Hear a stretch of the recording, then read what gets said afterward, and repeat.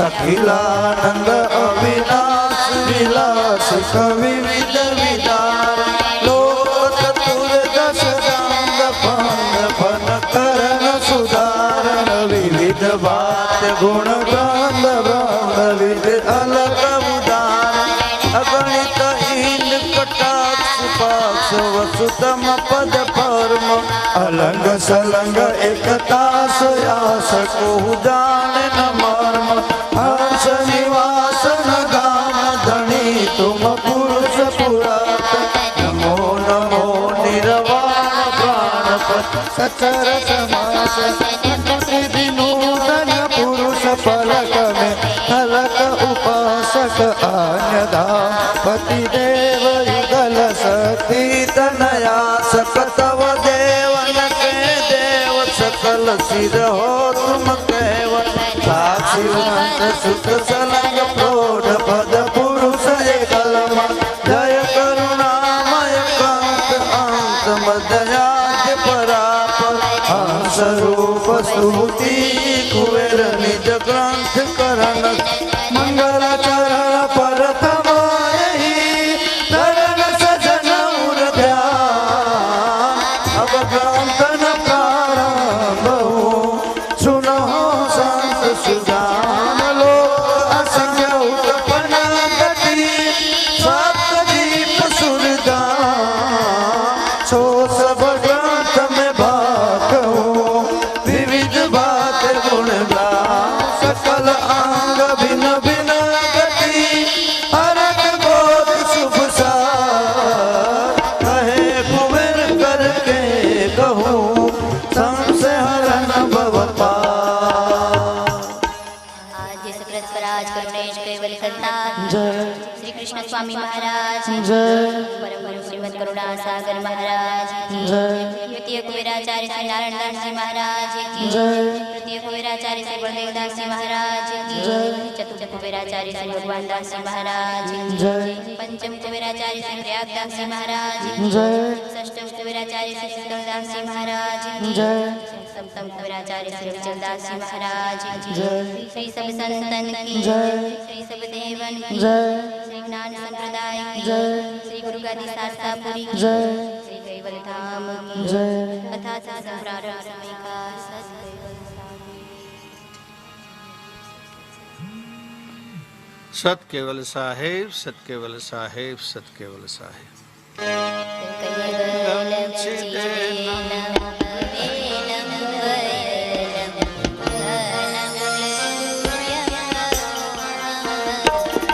निधानं नारायणं अहं नम्रणेयं नयेति निर्णयं प्राणायं परन्तु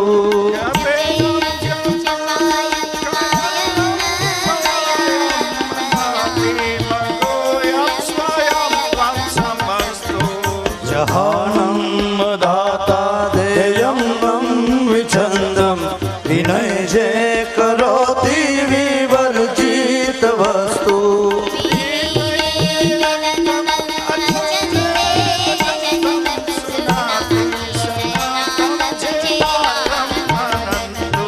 अगाधं बोधं लहेजं महदं कुबेरं तेयं मम नमामि नमस्तु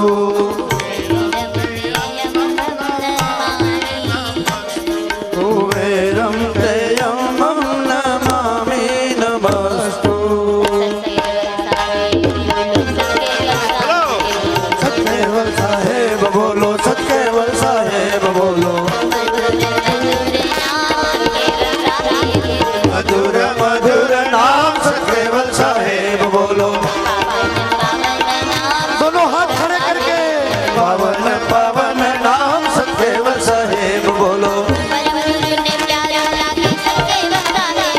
परम गुरु ने प्यारू लागे सत्केवल साहेब बोलो सर्व जगत की न्यारू लागे सत्केवल साहेब बोलो सत्केवल साहेब बोलो सत्केवल साहेब बोलो मधुर मधुर नाम सत्केवल साहेब बोलो आदि आदि उपाधि मिटावे सत्केवल साहेब बोलो तन मन नाश रोग मिटावे सत्केवल साहेब बोलो बोलो सत्केवल साहेब बोलो सत्केवल साहेब बोलो मधुर मधुर नाम सत्केवल साहेब बोलो पावन पावन नाम सत्केवल साहेब बोलो पावन पावन नाम सत्केवल साहेब बोलो महामंत्र मंगल का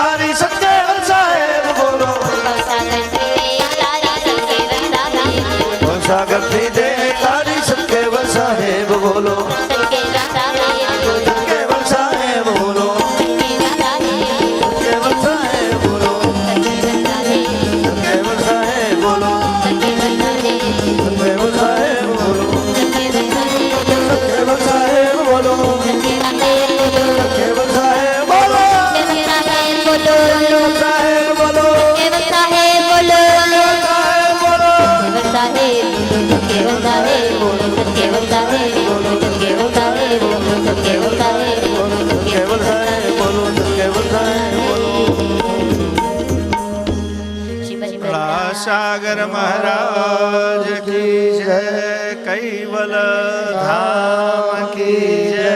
શ્રી અવિચલદાસ મહારાજ કી જય. સતકેવલ સાહેબ, સતકેવલ સાહેબ. પરમગુરુ પોમી પ્રાગટ્ય સપ્તદીપની કથાનો આજે બીજો દિવસ લાડનના મુવાડા ખાતે. ગઈકાલની વાત આપણે મૂકી હતી કથામાં કે રાજાને ત્યાં પરમગુરુની પધરામણી થઈ. તમે રાજા નથી ને હું પરમગુરુ નથી, સમજો ને, આપણે સરખા પ્રમાણમાં છીએ. પણ રાજાએ જેટલી ભાવથી, જેટલી શ્રદ્ધાથી, જેટલા ઉમંગથી, જેટલા ઉત્સાહથી પધરામણી કરાઈ, તમારા ઉત્સાહમાં રાજાના અને રાણીના ઉત્સાહ કરતો ઓછું નહોતું એમ કહું તો ચાલે.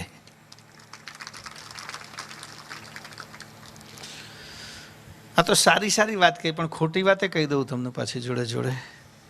પેલું તો મીઠું આપવું પડે ને.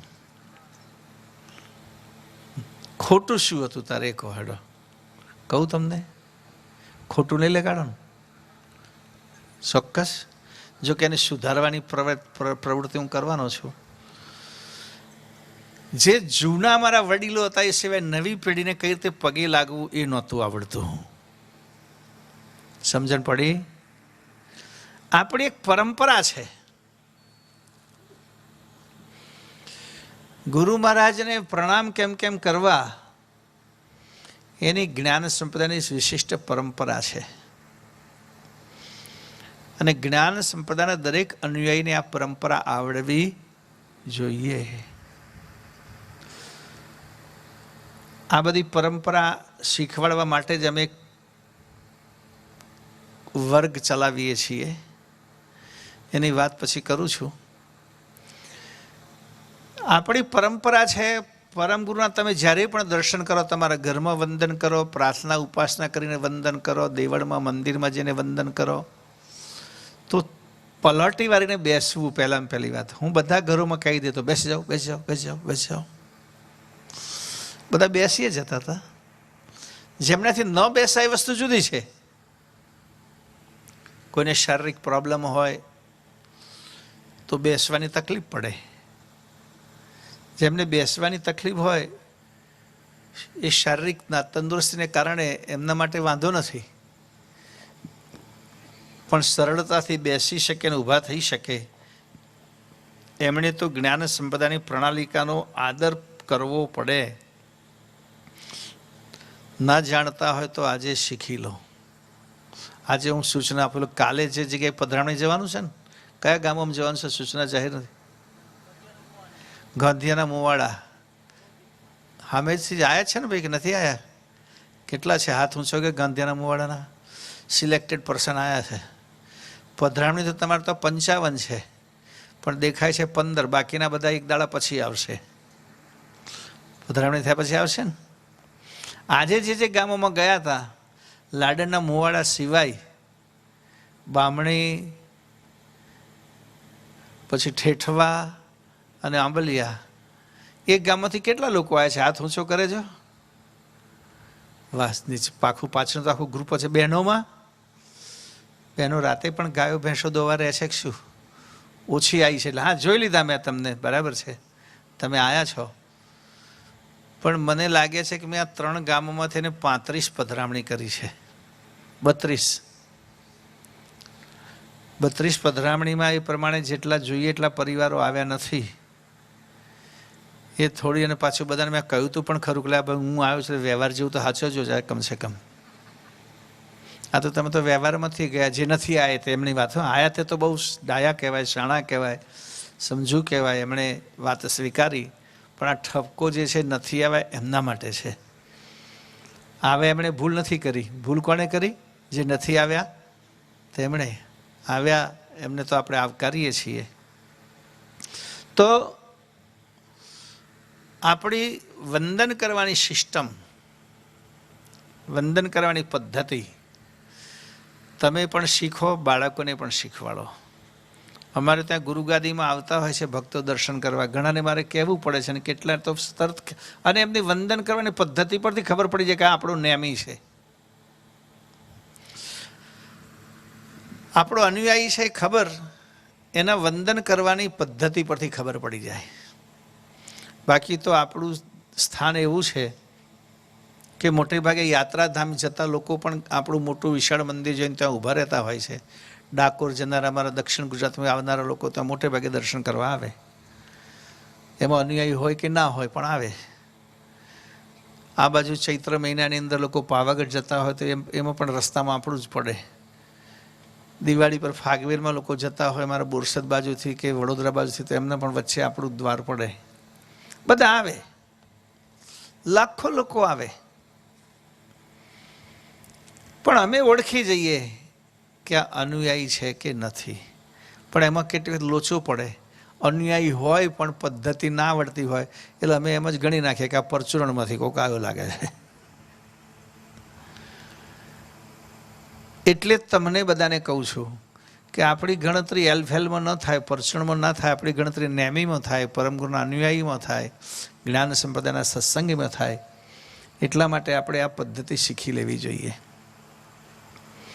2 હાથ આપણે આમ રાખીએ છીએ. કોઈની પાસેથી કશું લેવું હોય તો હાથ ઊંધા નહીં રાખતા, આમ રાખીએ છીએ. આપણે પરમગુરુ પાસેથી કંઈક માગીએ છીએ. આપણી દર્શન કરવાની મુદ્રા આવી હોવી જોઈએ. જમીન ઉપર મૂકો હાથ તો જમીન ઉપર, ઊંચે રાખો તો ઊંચે, ખોડામાં મૂકો તો ખોડામાં. પણ 2 હાથ આ રીતે રાખીને આપણે બેસવાનું હોય છે. પલટી વારીને બેસવાનું, ઊભા પગે નહીં કે બીજા પગે નહીં, ત્રણસા પગે નહીં. પલટી વારીને જ સરસ રીતે પરમગુરુના દર્શન કરવા માટે બેસવાનું. અને 3 વખત વંદન કરવાની આપણી પદ્ધતિ છે ભાઈ બહેનો. આ રીતે હાથ રાખીને 3 વખત માથું નમાઈને સતકેવલ સાહેબ, સતકેવલ સાહેબ, સતકેવલ સાહેબ, એમ 3 વખત આપણે બોલીએ છીએ. તમને પ્રશ્ન થાય કદાચ કે 3 જ વખત કેમ નહીં, કેમ 5 વખત કેમ નહીં? વધારે વાર બોલીએ તો વધારે સારું લાગે ને. પણ 3 વખતની વાત કરી છે. આપણા વડીલોએ પરંપરામાં 3 જ વખત આપ્યું છે. એ 3 વખતની પાછળના 3 હેતુ છે. એક તો મસ્તક નમાવીએ છીએ એટલે અર્પણ કરીએ છીએ આપણે, સમર્પણ ભાવ છે મસ્તક નમાવામાં. માથું નમાવાનો ભાવ સમર્પણ ભાવ છે. બેઠેલા બધા શીખી લે. ફરી કોઈ દિવસ તમને શીખવવું ના પડે. અને અહીંયા જ્યારે કથા પૂર્ણાહુતિ થાય ને જે બોલાવવામાં આવે તે રીતે જ માથું આપણે હાથ આગળ રાખીને માથું નમાવીને જ પરમગુરુના વંદન કરવાના. જોયું મોટાભાગની મારી બહેનો બરાબર વ્યવસ્થિત વંદન કરતી હતી. ભાઈઓમાં કોઈક કદાચ મારું ટેબલ આગળ હતું એટલે જોવામાં આવ્યું નથી મને, પણ ના કર્યું હોય તો શીખી લેજો. હવે 3 વખત કેમ? 3 વખત આપણે નમીએ છીએ એની પાછળનું એક કારણ છે. આપણી 3 પ્રકારની સંપત્તિ છે, યાદ રાખો.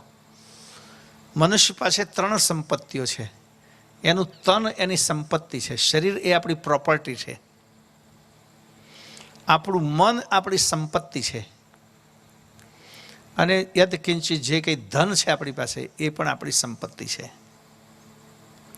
એટલે તન, મન અને ધન. 3 વખત માથું નમાવીને આપણે 3 વસ્તુ ગુરુ મહારાજને અર્પણ કરીએ છીએ. મારું શરીર, મારો દેહ આપણી સેવામાં અર્પણ છે. મારું મન આપણા ચરણમાં અર્પણ છે. અને મારી પાસે જે કંઈ ધન છે એમાંથી મારી ભાવના પ્રમાણે યત કિંચિત હું દાન કરીને આપણે અર્પણ કરું છું. આ 3 ભાવ છે આમાં. હાથ આમ કેમ રાખવાના? તો કે કંઈક લેવું છે. ગુરુ મહારાજને આપણે અર્પણ કરીએ છીએ, સાથે વિનંતી પણ કરીએ છીએ કે ગુરુદેવ આપણે પણ કંઈક વસ્તુ પ્રસાદીમાં અમને આપો. અને પ્રસાદ માગવામાં શરમ હોવો જોઈએ નહીં. પ્રસાદ ખાવામાં તો આપણે પડાપડી કરીએ, શરમ શું? બરાબર છે. પ્રસાદમાં શું મેળવીશું પરમગુરુ પાસેથી? જેના વડે આપણું કલ્યાણ થાય એવી વસ્તુ આપણે પ્રસાદમાં પરમગુરુ પાસે મેળવવાની છે. એમાં એક વસ્તુ છે, તન અર્પણ કરવાથી ભક્તિ મળે. ઉપાસના કરવી, પ્રાર્થના કરવી, પ્રકમમાં કરવી, દર્શને જવું, એમાં આપણું શરીર આપણને સહયોગ કરે છે. કંઈક સેવા કરવી. અહીંયા અમારા યુવાન ભાઈઓ સેવા કરે છે. કેમ યુવાનોને બોલાવવામાં આવે છે? તો કે ભાઈ એમનું શરીર મજબૂત છે, કાલે હું જોતો તો હું અહીં ઊભો થઈને બહાર નીકળ્યો એટલામાં તો ફટાફટ બધાને પ્રસાદ વેચી નાખ્યો. છોકરાઓ મારા બહુ સરસ મેનેજમેન્ટ છે, ઝડપી કામ. હવે મારા જેવા ગયડા માણસને કહ્યું હતું તો બેરી પોતાનું શરીર ઉઠાવવાનું હોય ને પાછું પેલું પોટલું ઉઠાવવાનું, કેમનો મેળ પડે ભાઈ? એટલે સેવા શાનાથી થાય? શરીરથી. સેવા શરીરથી થાય, ભક્તિ શરીરથી થાય. ધૂન હમણાં બોલાય તો હાથથી તાળી પાડવાની. હું અહીંથી જોતો હતો કેટલાક સતત ધૂન પૂરી થઈ ત્યાં સુધી તાળી પાડી, કેટલાક શરૂ તો કરી પણ પછી હાથ ખબર નહીં એમના કંઈ ખોવાઈ ગયા. કોકના લઈ આવ્યા તો પાછા પેલા માગી લીધા, એમની પાસે હતા કે થોડી વારમાં દુખી ગયા. તો તનથી ભક્તિ થાય, દંડવત કરવા હોય, ગુરુગાદી સારસાપુરી સુધી જવું હોય તો શરીર આપણને સાથ આપે છે. એટલે તન અર્પણ કરીએ છીએ ગુરુ મહારાજને, એટલે શરીર આપી દેવાનું મતલબ કે આ શરીર દ્વારા હું આપણી સેવા કરું છું, આપણી ભક્તિ કરું છું. આપણા તરફથી મને સેવા ને ભક્તિ મળતું રહેવું જોઈએ. સેવા મળે તો સેવા કરીએ ને આપણે. લાડનના મુવાડાના લોકોએ આ પ્રસંગ યોજ્યો,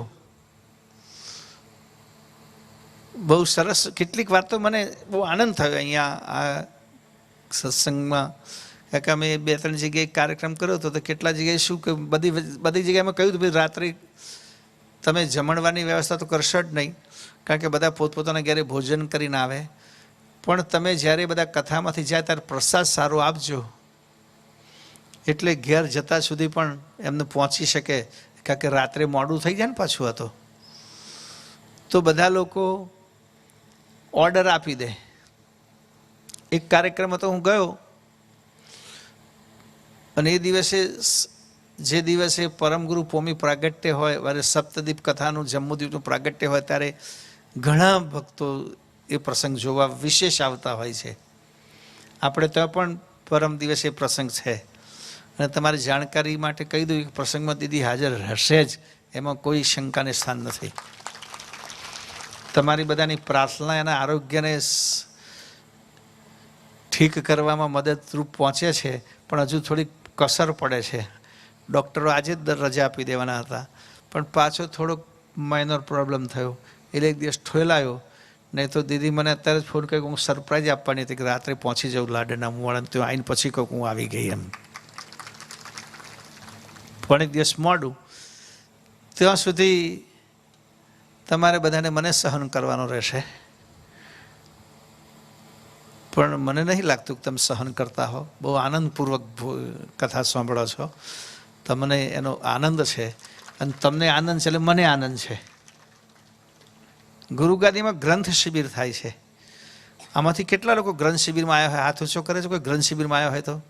બહેનો ભાઈઓ, હા, રમણભાઈ તો મોટે ભાગે અમારો હોય જ. ગ્રંથ શિબિરમાં હું બરાબર 2.5 કલાક બોલું છું, પણ એ ગ્રંથ શિબિરનો વિષય જુદો છે. આ ગ્રંથ શિબિરની રીતે કરવાનો તો 5 દિવસમાં પૂરું ના થાય, કારણ કે મારે ગ્રંથ શિબિરમાં વધુમાં વધુ એક સેશનમાં 100 ચોપાઈ થાય.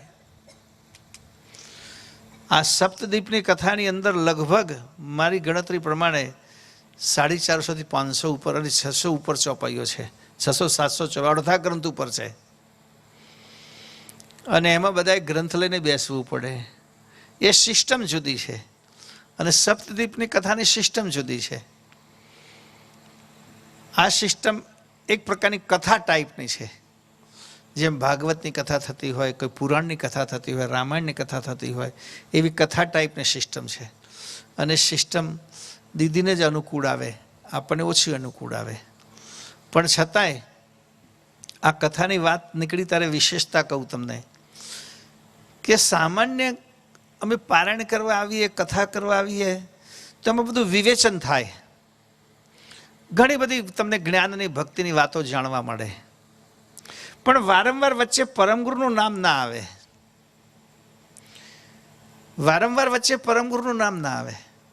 જ્યારે આ કથા સાંભળીએ આપણે તો પરમગુરુએ આમ કર્યું, પરમગુરુએ તે કહ્યું, પરમગુરુને આને મળ્યા, પરમગુરુ તેને મળ્યા, પરમગુરુએ આ વાત સંભળાવી, પેલા પરમગુરુને આવી સેવા કરી, પરમગુરુ પરમગુરુ પરમગુરુ વાક્ય વાક્ય પરમગુરુનું સ્મરણ થાય એવી અદ્ભુત કથા એટલે સપ્તદીપની કથા છે.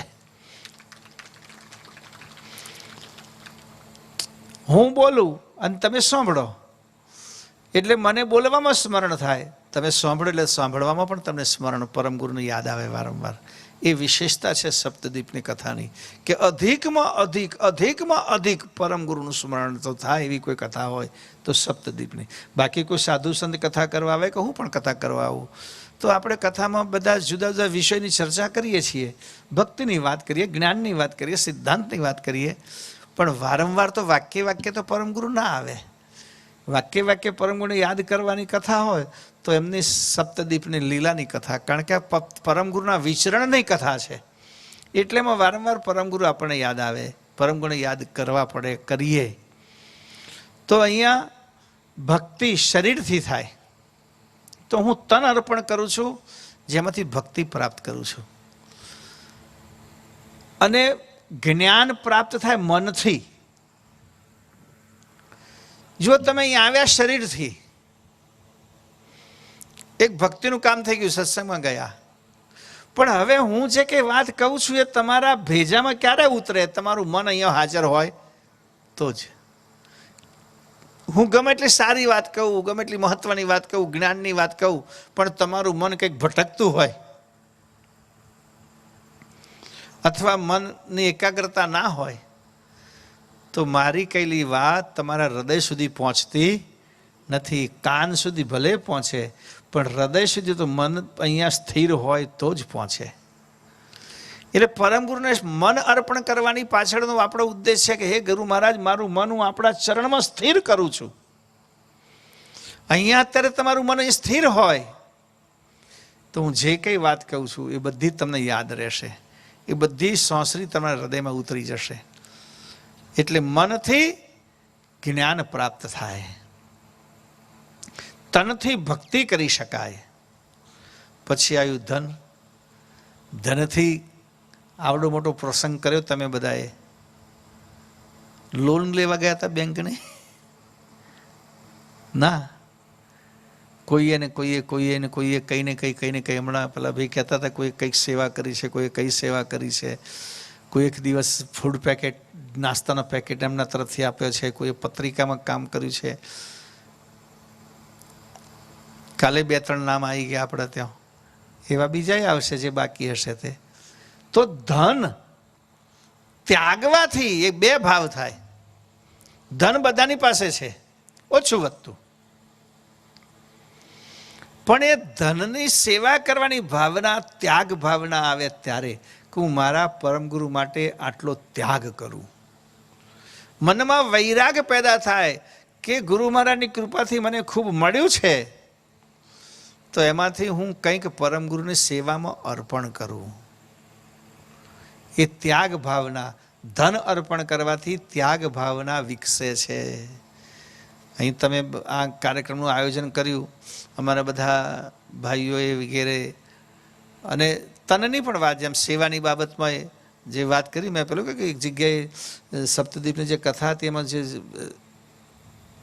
પરમગુરુ પ્રાગટ્ય દિવસે પ્રસાદ વેચ્યાની વાત કરતો હતો, હું ભૂલી ગયો, વચ્ચે વાત બીજી જ આવી ગઈ. પડીકા વેચ્યા બધાએ. પછી મેં પૂછ્યું, મેં કહ્યું કેટલા પડીકા બનાવ્યા હતા? કે પડીકા બનાવ્યા જ નહોતા. શું કર્યું? તા કે પાર્લેજી કરી દીધા. મેં કેમ આવું કર્યું? તા કે સારું પડે ને, કે છે આપણા એક ભાઈની જે એજન્સી છે, ઘટે તો રાતે ખોલાઈને લઈ આવે ને વધે તો પાછો આપી દેવાય. કોઈને સેવા કરવી નથી. અહીંયા તો હું આજે ગામમાં ગયો ત્યારે મેં બધા જોયા હતા બધા. હા, મેં કહ્યું ભાઈ આ બધા કિચનના વાસણો અહીં ભેગા કરી રાખ્યા છે, શું છે કોઈ સ્ટોર રૂમ છે? કે ના, પડીકો અહીંયા જ બને છે, અમે જાતે બનાવીએ છીએ. આ સેવા કરનારા યુવાનો હોય, ભાઈઓ હોય, બહેનો હોય, જે કોઈ હોય તે, આ ભક્તિ થાય છે. કારણ કે તમે પડીકું બનાવતા કોના માટે બનાવો? એનો ભાવ હૃદયમાં ઓટોમેટિક, રાત્રે કથા થવાની છે, કથામાં શ્રોતા લોકો આવશે, ભક્તો આવશે, આપણા નેમી આવશે, અને નેમીને આ પ્રસાદ આપવાનો છે. અને બધા નેમી આવ્યા છે પરમગુરુની કથા સાંભળવા. પરમગુરુના દિવ્ય જીવનને સાંભળવા, એટલે એમને આ પ્રસાદ મળવાનો છે. એટલે પરમગુરુનું નિમિત્ત બનાવીને તમે જે કંઈ સેવા કરો ને એ બધી પરમગુરુની ઉપાસના છે, પરમગુરુની સેવા છે, એટલું યાદ રાખજો. પરમગુરુના નિમિત્તે જે કંઈ કરો, હું તો કહું આ કથાના આયોજન માટે જેમણે જે તૈયારીઓ કરી, સેવામાં કોઈ પ્રચારમાં ગયા, કોઈ બોર્ડ લગાવવા ગયા, કોઈ પત્રિકા વેચવા, કોઈને કહેવા ગયા, આ જે કંઈ સેવા કરી એ બધી જ તમને પરમગુરુ એનું ફળ આપશે ને આપશે જ, એમાં કોઈ શંકાને સ્થાન નથી. કારણ કે આ પરમગુરુની સેવા છે. તો આ 3 વખત આપણે પગે લાગવાનું છે. જુઓ, તમારા મન અહીંયા હાજર હશે તો મારી વાત તમારા હૃદય સુધી પહોંચી ગઈ હશે. અને હવે ગમે તો બેસવાનું થાય, ગમે તો દર્શન કરવા જઈએ તો આપણી પદ્ધતિ આપણને આવડી જવી જોઈએ. તમે શીખો, તમારા બાળકોને શીખવાડો. બાળકને પણ બેસાડો, બેસ નીચે, હાથ આ રીતે રાખ, 3 વખત માથું નમાવ અને 3 વખત સતકેલ સાહેબ બોલ. આ બધું શીખવવાનું અને શીખવવું પડે. આજે હું તમારા બધા ઘરે ગયો તો મને બહુ આનંદ થયો. પણ જ્ઞાન 1-2 ભાઈઓને મેં નિશ્રા માટે વાત કરી. કેમ નિશ્રામાં આવવાનું? તમને બધાને પ્રશ્ન પૂછીને શરૂઆત કરું. આટલા બધા ભક્તો બેઠા છે, કેટલાના ઘરમાં કૈવલનો ફોટો છે? હાથ ઊંચો કરે છો. અહીં બેઠેલામાં કૈવલનો ફોટો જેટલાના હોય એટલા હાથ ઊંચો કરે. આટલા લોકોના ઘર કૈવલનો ફોટો છે. આગળ બેઠેલા લોકોને તો નહીં જોઈ લો. જો ભાઈ આગળ બેઠેલા છે ને, અમારા બાકોરવાળા રમણભાઈ છે, પણ એમના ઘરમાં પણ કૈવલનો ફોટો નથી. જોયું? અને તમે બધા કઈથી લાયા એ પૂછવું પડે મારે હવે, કારણ કે મેં પણ કૈવલનો ફોટો જોયો નથી હજુ સુધી. કૈવલનો ફોટો છે જ નહીં.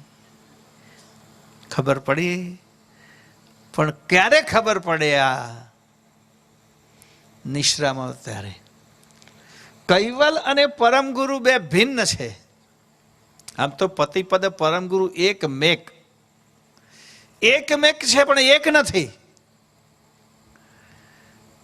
પરમગુરુ કરુણાસાગરનો ફોટો તમારા ઘરમાં છે, કૈવલનો ફોટો કેમ નથી? કૈવલ એટલે શું? 1-2 ભાઈને તો મેં પૂછ્યું, 1-2 શિક્ષક ભાઈઓને પૂછ્યું, 5-6 જગ્યાએ. મેં કહ્યું તમે બારણે સતકેલ સાહેબનું બોર્ડ માર્યું છે, તમારો કોઈ મિત્ર પૂછે તમે કયા સંપ્રદાયમાં માનો છો, તમે કહેશો જ્ઞાન સંપ્રદાય સતકૈવલમાં, તો એ સંપ્રદાય શું છે? તો તમે શું કહેશો? તો કે ખબર નથી. તો મેં કોઈ જાણશો તમને બહુ આનંદ થશે. તમે આને જાણશો ને સમજશો તો તમને બહુ આનંદ થશે. અને એના માટે આવવું પડે નિશ્રામાં. ધ્યાન રાખો. મેં આજે લાડના મુવાડામાં પણ નામ નોંધ્યા છે, પેલા 3 ગામોમાં પણ નામ નોંધ્યા છે, બધાને પૂછીને નોંધ્યા છે કે આ 25 તારીખે આપણો આ વિભાગનો સપ્તદીપ કથાનો કાર્યક્રમ પૂરો થાય છે અને 26 તારીખે ગુરુગાદીમાં નિશ્રા, ગુરુજીની નિશ્રા પ્રથમ વર્ષ શરૂ થાય છે. કેટલાક ગામોમાં, કેટલાક પરિવારોમાં મેં જ્યારે પૂછ્યું, ઘણી જગ્યાએ મેં નિશ્રાના સર્ટિફિકેટ જોયા પણ ખરા. અમારા જૂના વડીલો તો સૌથી પહેલી પ્રથમ નિશ્રાઓમાં આવી ગયા છે. ઘણા યુવાનો પણ આવી ગયા છે. જે લોકો નિશ્રામાં આવ્યા છે એમને ખાસ સેવા સોંપું છું. તમે પણ ફરી નિશ્રામાં આવી શકો. ઉનાળાનો સમય છે, કામકાજની ફુરસદ છે, તો જેમના નામ નોંધ્યા છે અને હવે હજુ બીજા 2-3 દિવસ પણ નોંધવામાં આવશે. મને તો એમ લાગે છે કે આ વખતે નિશ્રા આપણા વિભાગ નામે જ થઈ જાય.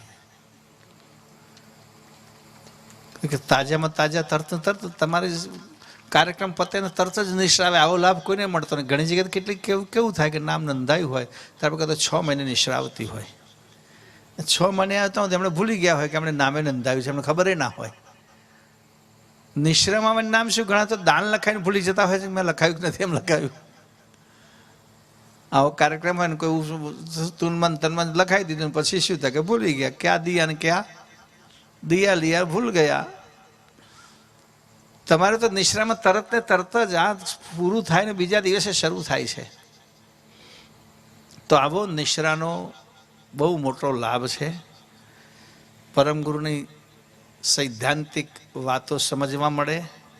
કૈવલ એટલે શું, સતકેવલ સાહેબ આપણે કેમ બોલીએ છીએ, સતકેવલ સાહેબનો અર્થ શું થાય, આપણી ગાદી શું, આપણી પરંપરા શું, આપણા સાધુ સંતોની પરંપરા કેવી છે, નવ નિયમો શું છે, આ બધી સમજ નિશ્રામાં પ્રાપ્ત થાય છે.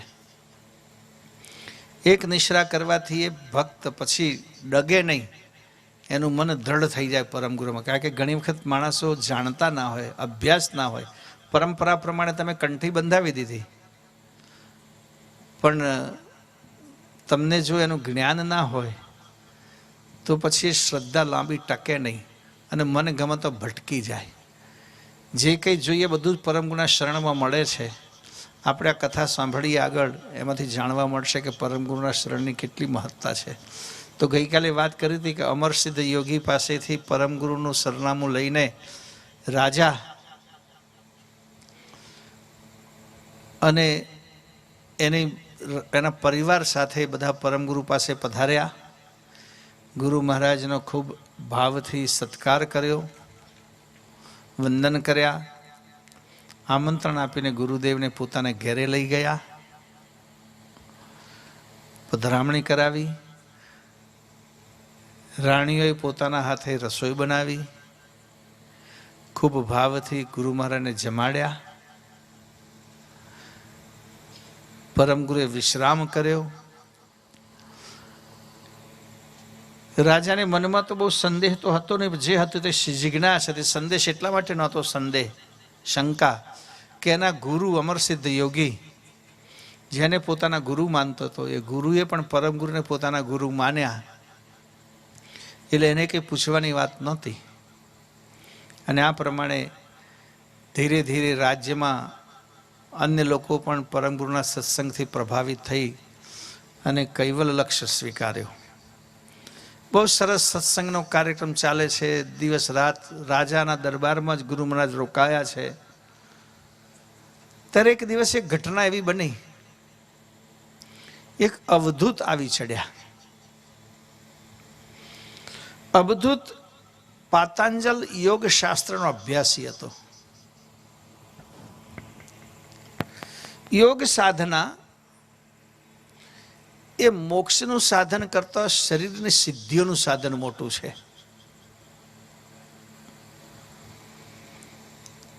જેમ દાખલા તરીકે આપણા ત્યાં તપસ્વી રઘુરામ મહારાજે યોગ સાધના કરી. યોગ સાધના કરીને એમણે 5 મુદ્રાઓ સિદ્ધ કરી.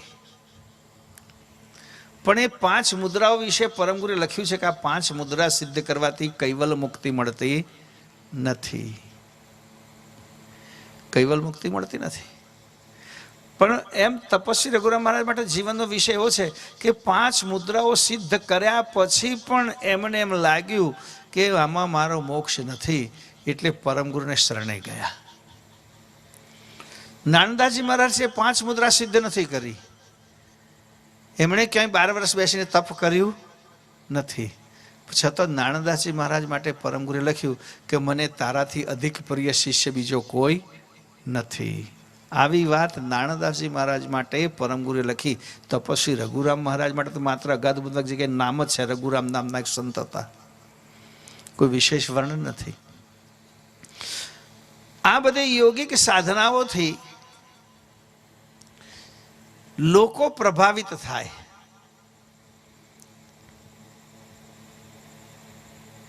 કોઈ માણસ એવું મળે કે ભાઈ એક વખત આપણે ગુરુગાદીમાં એક પ્રસંગ એવો બન્યો, એક મિની બસ આવી, એમાં 4-5 ભક્તો, 2-3 સાધુઓ આપણા અવિનાશી સદનમાં આવીને મને મળ્યા. 3-4 વાગે આવ્યા હશે સાંજના. મને કહે છે મારા ગુરુજી લઈને અમે આવ્યા છીએ, યાત્રાએ અમે નીકળ્યા છીએ અને રાત્રે રોકાવું છે, કઈ વ્યવસ્થા થશે? મેં કહું બહુ સરસ, સંતો વળી અહીંયા આવ્યા છે તો સંતો માટે કેમ વ્યવસ્થા ના થાય? વ્યવસ્થા થશે. કેટલા જણ છો તમે? મને કે અમે 10 જણ છે. 2 રૂમો આપી દઈશું. તો કે અમે પેલા રૂમો જોઈ લઈએ. મેં કહું જોઈ લો ભાઈ, તમને અનુકૂળ હોય તો રહો, અમારી પાસે જે છે એ તમને આપીશું. 2 રૂમો છે, દરેક રૂમમાં જાજરૂ બાથરૂમ છે, પાછળ વરંડો છે, અગાસી જેવું છે, આગળ અગાસી છે, નીચે જોઈએ તો નીચે, પહેલા માળ ઉપર તો પહેલા માળ ઉપર, બીજા માળ ઉપર જોઈએ તો બીજા માળ ઉપર. જોઈ આયા રૂમ. ત્યારે આપણો જૂનો સભાખંડ હતો એ વખતે. એટલે મને કહે છે આ રૂમ અમને અનુકૂળ નહીં, એટલે હામો સભા મંડપ છે એમાં ઉતારો આપી શકો? એટલે મેં કહું ભાઈ એ તો હોલ છે, તમને હું સ્પેશિયલ રૂમ આપું છું, રૂમ છોડીને તમારે હોલ લેવો છે? તો કે મને હોલ અનુકૂળ આવશે. મેં કહું હોલમાં જાજરૂ બાથરૂમ બહાર છે, જવું પડશે બહાર. તો કશો વાંધો નહીં, પણ અમને હોલ અનુકૂળ આવશે. મેં કહું બહુ સારી વાત છે. એમણે તો બધાના પોટલા હોલમાં મૂકવા માંડ્યા. હું ગયો સમાધિ મંદિરે, લગભગ 6:30 વાગે આવ્યો, તરત આપણા મંદિરમાં 25-40 માણસો ભેગા થઈ ગયેલા, સારસા ગામના જ બધા. મેં કહું તમે બધા કઈથી આવ્યા, કોઈ દિવસ મંદિરમાં દેખાતા નથી? તો કે પેલા ખડેશ્વરી મહારાજ આવ્યા છે ને એમાં દર્શન કરવા. ખડેશ્વરી મહારાજ કોણ આવ્યા છે? તો કે આપણા મંદિરમાં જ આવ્યા છે ને. ત્યાં તો મેં સભા હોલમાં જોયું, ત્યાં તો એમણે શું કર્યું, 2 કડાઈ 2 દોરડા બાંધી દીધેલો અને આડો એક હિંચકો બાંધી દીધો, અને પેલા ખડેશ્વરી મહારાજ 2 હાથ મૂકી અને ઊભા રહ્યા. અને પેલા બીજા ચેલા બોલાવે, આવો આવો કે છે, પગ દબાવો પગ દબાવો. 12 વર્ષથી ઊભા છે. મેં કહ્યું તમને ક્યાંથી ખબર પડી? તો કે આ લોકોના 4-5 માણસો ગામમાં આવી ગયા કહેવા બધાને, ખડેશ્વરી મહારાજ આવ્યા છે, ખડેશ્વરી મહારાજ આવ્યા છે, ખડેશ્વરી મહારાજ આવ્યા છે. 12 વર્ષથી ઊભા છે, 12 વર્ષથી ઊભા છે. મેં કહું ગોંડાવો, પાછળ જાઓ, આપણા રસોડાની પાછળ નારિયેળી 50 વર્ષથી ઊભી છે, હજુ બેઠી નહીં, અને કોઈ દાડો બેસવાની નથી. પણ આમણે, અને કદાચ આમણે ઊભા રહેવાનું વ્રત લીધું તો બહાર પ્રચાર કરવાની શું જરૂર હતી? ભાઈ તમે ઊભા રહેવાનું નામ લીધું. પણ જેમ બાપજીએ ઘોડીપદમાં લખ્યું, ઇન્દ્ર 11 વર્ષ કરી રાખે, વંદે સકલ જહાના, કીર્તિ કિંચ કલિમત ભાખે, નાખે જીવ ગુફાના. જીવો ઉપર પ્રભાવ પાડવા માટે 12 વર્ષ ઊભા રહેવાથી થાય શું? ઘોડા કોક જ બેસે છે, બરાબર છે, બાકી ઊભાનું ઊભા જ રહે છે.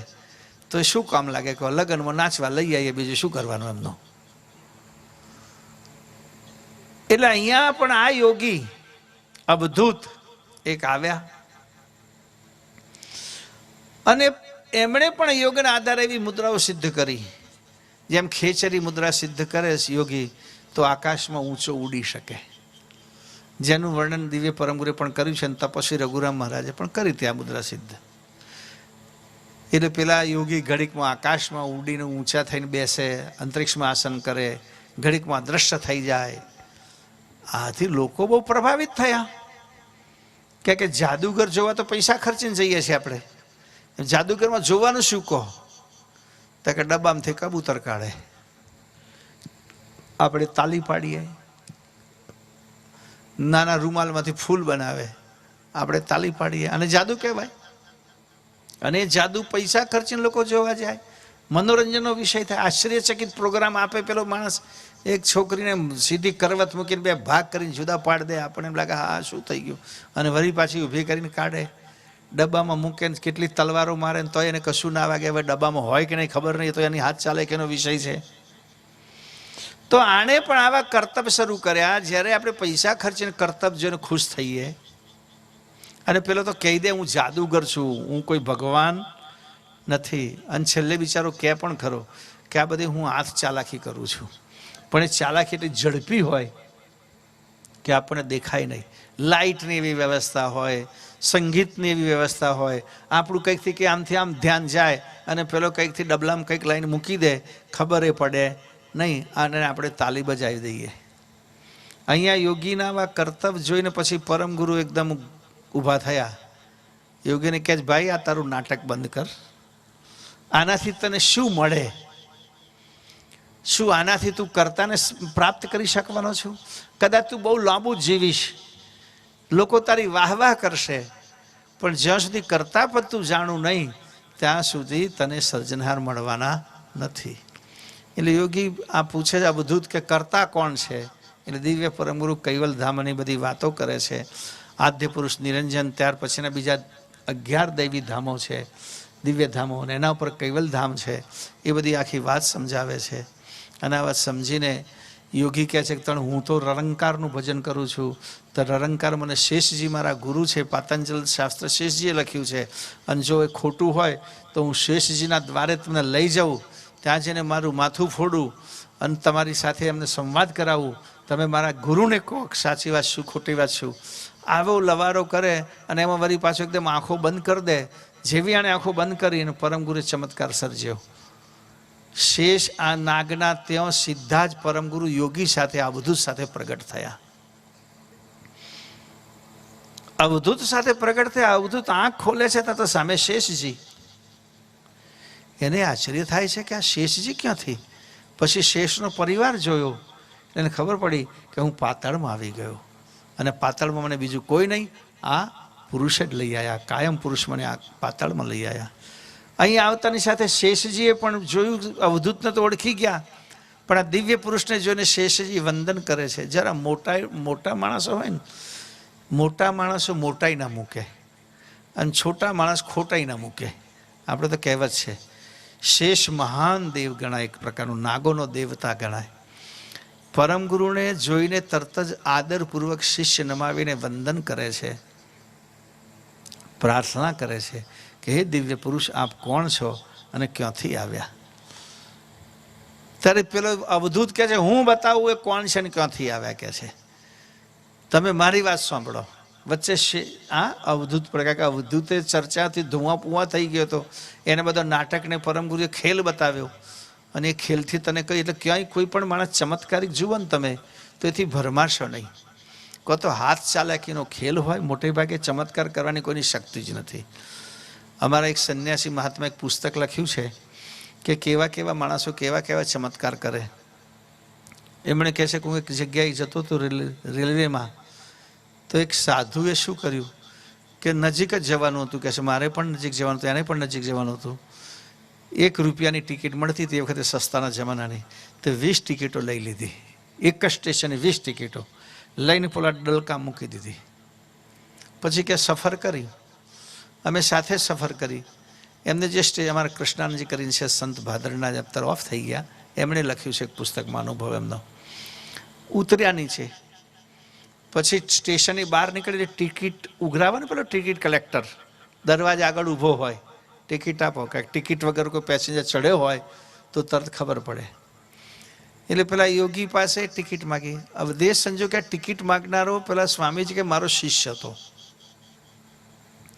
એટલે એણે મારી પાસે તો ટિકિટ ના માગી, પણ છતાં મેં ટિકિટ બતાવી. પછી પેલા યોગીને કહ્યું ટિકિટ. યોગી કે મારી પાસે ટિકિટ નથી કે છે. સાધુ પાસે ટિકિટ માત્ર શરમ નથી આવતી? સાધુ કોણ હૈ સમજતા નહીં હૈ, સાધુ ક્યાં કર સકતા હૈ સમજતા નહીં હૈ. આપણે તો સાધુથી લોકો બીવે પણ બહુ. હિન્દુ પ્રજા એવી બીકણ છે કે નાનપણથી જ બાવાથી બીવડાવતા શરૂ કર્યા છે આપણે, જન્મે ત્યાંથી, બરાબર છે. અને એમાં વળી આ જે પેલા હાથીવાળા આવે ને, અને કેટલા તો સાધુ હોતા નથી, ભગવા કપડો પહેરી નીકળી જાય એટલે કામ પતી ગયું. અને એમાં બચ્ચા તેરા કલ્યાણ હો જાયગા, ને બચ્ચા તેરા એસા હો જાયગા, ને બચ્ચા તેરા તૈસા હો જાયગા. પણ ભાઈ એમની આટલી બધી શક્તિ છે તો તમારા ઘેર માગવા શું કા ફરે છે ભાઈ? અને માગવા ફરે ને પાછા તમે 2-5 રૂપિયા આપો ને પછી કે ના 10 આપો, એવું બાંધીને માગવાની જરૂર શું છે? તમારી આટલી શક્તિ છે તો તમારી શક્તિમાંથી તમે બધું પ્રાપ્ત કરો ને, તમે મેળવો અને અમને આપો. પણ માગીને તો એમનું જીવન પૂરું થાય છે. તો પેલા સંતે રૂબાબ કર્યો. ટીટી કહે છે હું ના છોડું કે છે, ટિકિટ લઉં. તો કે ક્યાં સમજતા હે તું સંત કો ભી દેખા નહીં, સંત કી શક્તિ નહીં દેખી. તો કે સંત બંધ કશું નહીં, કે ધુતારા તમે બધા કે લાવ ટિકિટ. અરે એક અભી દેતા હું એમ કે એણે પેલી પોતાનું જે તુંબડી હતી માથા પર મૂકી અને થોડી વાર આમ આંખો ખેંચીને સમાધિ કરતા એમ કરી દીધો. અને 2 મિનિટ પછી તુંબડી કે લે કેટલી ટિકિટો કાઢી. પેલો તો બિચારો ધુઆ પુઆ થઈ ગયો. રે બાપ રે બાપ કે છે મેં કેવા સાધુના કર્યું, દંડવત. કૃષ્ણાનંદજી કે મેં જોયું તું આણે 20 ટિકિટો લીધી હતી ત્યાંથી, આ ઈરાદાપૂર્વક જ લીધી હતી આણે, પણ અહીંયા જે દંડવત. અને પછી તો કેટલા માણસો આવી ગયા ને સાચા સાધુ જોઈ લો, સાચા સાધુ જોઈ લો. હવે પેલો ટીટી મારો સેવક હતો, મેં પૂછ્યું મારી વાત વાત કે નહીં સમજી મેરી ગલતી હો ગઈ, તમે તો મારા ઘેર આવો છો, પણ આ સાધુ. અને પછી કે મને બળ્યો મૂક્યો અને પેલાને ઘેર લઈ ગયો. કે કેટલા દાડા પછી તો એના મિત્રોના કે કેવા ચમત્કારિક સંત છે. તો આવા ચમત્કારો જોઈને ભોળવાશો નહીં. અહીંયા દિવ્ય પરમગુરુએ આ વાત કરી છે, આ યોગીનું પ્રકરણ, આ અવધૂતનું પ્રકરણ કહીને આપણને ચેતવ્યા છે કે ભાઈ ચમત્કાર એક પ્રકારનો જાદુ છે, હાથ ચાલાકી છે. અને એનાથી ચમત્કાર એટલે શું? ચમત્કાર કોને કહેવાય? પ્રકૃતિથી વિરુદ્ધ ક્રિયા થાય એને ચમત્કાર કહેવાય. પ્રકૃતિના નિયમ કરતાં વિરુદ્ધ થાય એને, દાખલા તરીકે આંબા ઉપર કેરી આવે, પ્રકૃતિનો નિયમ છે. આંબા પર શું આવે? કેરી આવે. પણ કોકના આંબા પર નારિયેળ લાગે તો આપણે બધા નારિયેળ લઈને નારિયેળ વધારવા જઈએ પાછા, કે ચમત્કાર. પ્રકૃતિના નિયમ પ્રમાણે કેરી આવવી જોઈએ, કેરી જગ્યાએ લીલું નારિયેળ લટક્યું તો તમારે આજુબાજુના લોકો ગાડીઓ ભરી ભરીને, બસો ભરી ભરીને આવી જાય. પણ આવો પ્રકૃતિથી વિરુદ્ધ નિયમ, પ્રકૃતિના નિયમથી વિરુદ્ધ કરવાની કોઈની શક્તિ નથી, કોઈની તાકાત નથી. હા, કોઈ મહાપુરુષ કે જેમણે પ્રકૃતિ પર વિજય મેળવ્યો છે એમને પ્રકૃતિના નિયમ નડતા નથી, એ પ્રકૃતિથી ભિન્ન વર્તન પણ કરી શકે. પણ એવા લોકો જાદુ કરવા બહાર નીકળતા નથી. એમણે કંઈક સિદ્ધિ પ્રાપ્ત કરી તો પોતાના કામ માટે કે કોઈકના કામ માટે એને વાપરે છે, એને પ્રદર્શન કરવા માટે વાપરતા નથી. આ બધી વાતથી અવધૂત છંછેડાયેલો હતો જ. શેષજીને વાત કરી કે આવા પુરુષ છે. શેષજીએ વંદન કર્યા, પરમગુરુ સામે બેઠો કે આપનું જ્ઞાન શું છે? આપ ક્યાંથી આવ્યા છો? આપ કોણ છો? મને કહો. શેષજીને બધી વાત પરમગુરુએ કરી. શેષ પ્રસન્ન થયા. શેષે સપરિવાર પોતાનો બધા જ પરિવાર સાથે પરમગુરુનું લક્ષ્ય લઈ અને પરમગુરુનું જ્ઞાન સ્વીકાર્યું. આ પ્રમાણે પાતાળમાં સપ્તદીપની કથામાં 7 દીપોની સાથે સાથે આ પ્રથમ પુષ્કર દીપમાંથી દિવ્ય પરમગુરુ પાતાળમાં પણ જઈ આવ્યા. એ કથા અહીંયા આવે છે. પાતાળમાંથી કેટલાય દિવસો બાપજી ત્યાં રહ્યા અને પછી અવધૂત સાથે પાછા મૃત્યુલોકમાં પુષ્કર દીપમાં આવ્યા. જેવા પુષ્કર દીપમાં આવ્યા તો તરત જ અવધૂત જ પરમગુરુનો દૂત બની ગયો. અવધૂતે જ્યાં ત્યાં કહેવા માંડ્યું, ભાઈ આજ સુધી મને પણ સિદ્ધિઓનો ગર્વ હતો, અહંકાર હતો, આ હતો, તે હતો, આ બધો દૂર કર્યો મેં અને હું પરમગુરુના શરણે થયો છું. તો હે ભક્તો, હે સજ્જનો, તમે પણ પરમગુરુના શરણે જાઓ. આ રીતે અવધૂત પરમગુરુનો એક શિષ્ય બની ગયો, પરમગુરુનો સંત બની ગયો. ત્યાર પછી જે રાજા જેના ત્યાં બાપજી ઉતર્યા હતા એની સાથે વાત કરીને એક સરસ મંદિર બનાવ્યું.